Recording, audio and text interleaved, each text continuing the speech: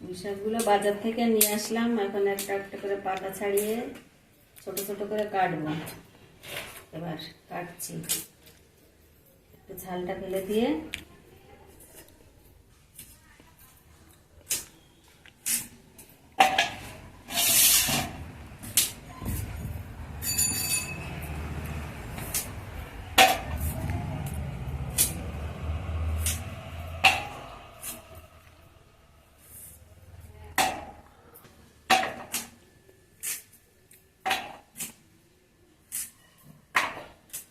এটা একটা ঘন্টা মতো হবে। পুঁই শাক দিয়ে একটু পেঁয়াজ রসুন কুচি কুচি করে কেটে দিয়ে ভাজা করে ওটাকে তার মধ্যে পুঁই শাকটা দিয়ে দেবো, দিয়ে এটাকে রান্না করা হবে।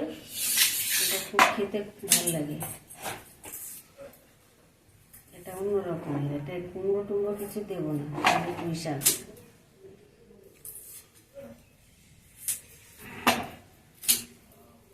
এবার আমার ডাঁটাগুলো কাটা প্রায় হয়ে এসছে।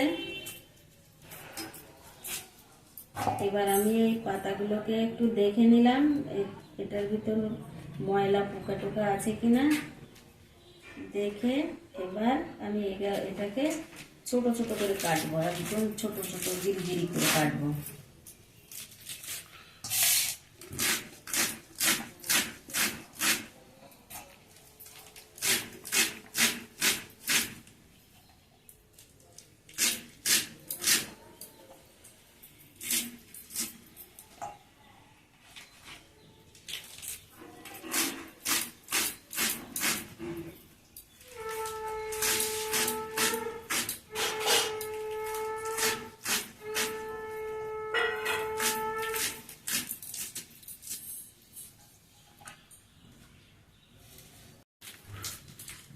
এবার আমার পাতাগুলো সব কাটা হয়ে গেছে প্রায়।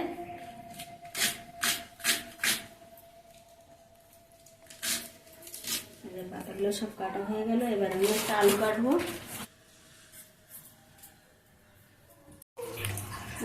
তেজপাতা দিয়ে দিলাম,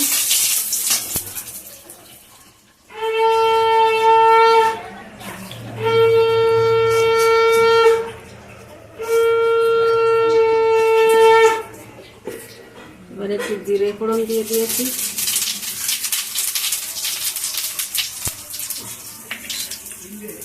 চুনগুলো দিয়ে দিলাম, ছোট ছোট করে কেটে রেখেছিলাম সেটা দিয়ে দিলাম।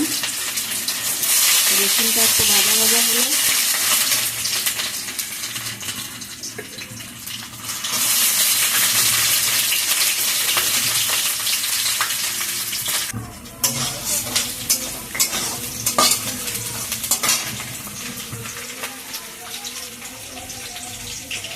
এবার আদাটা দিয়ে দিলাম, আদাটা ঘষে রেখেছিলাম।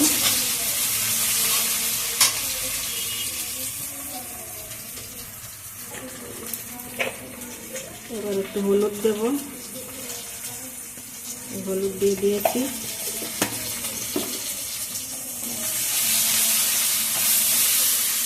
আমি পেঁয়াজটা দিয়ে দিয়েছি।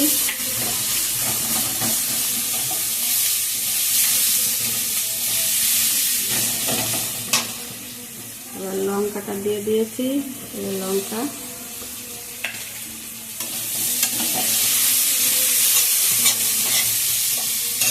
এবার এই ছোট ছোট করে কাটা আলুগুলোও দিয়ে দিলাম এর ভিতরে, একটু ভাজা হোক।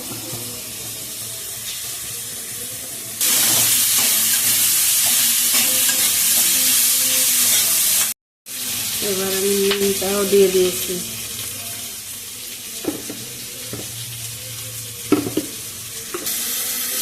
এক চামচ চিনিও দিয়ে দিয়েছি।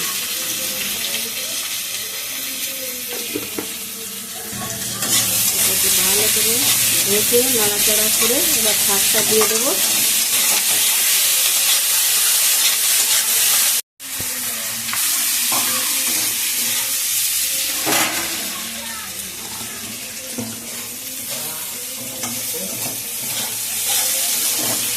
এবার পেঁয়াজ লঙ্কা আলু রসুনগুলো ভাজা হয়ে গেছে।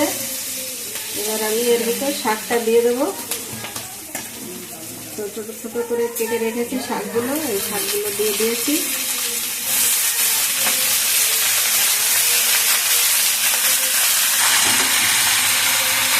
আমরা তো কুমড়ো ওটা দিয়ে রান্না করে খাই, দেখবেন এইভাবে রান্না করে এটা খেতে ভালো লাগে না কুমড়ো দিয়ে খেতে ভালো লাগে? এটাই খুব ভালো লাগে খেতে। এভাবে করবেন, করে খেয়ে দেখবেন, খুব সুন্দর লাগে। এটা দিলেই ভাত খাওয়া হয়ে যাবে।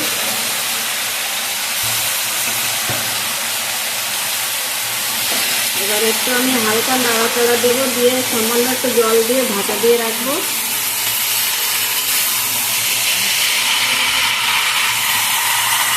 সামান্য জল দিয়ে দিলাম।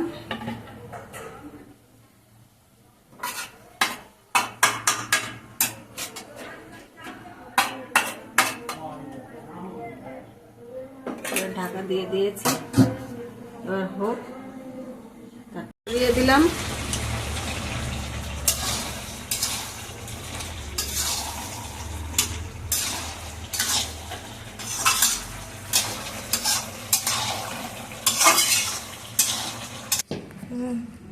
আমি নামিয়ে নিয়ে আসছি, এবার ঢেলে দিয়েছি।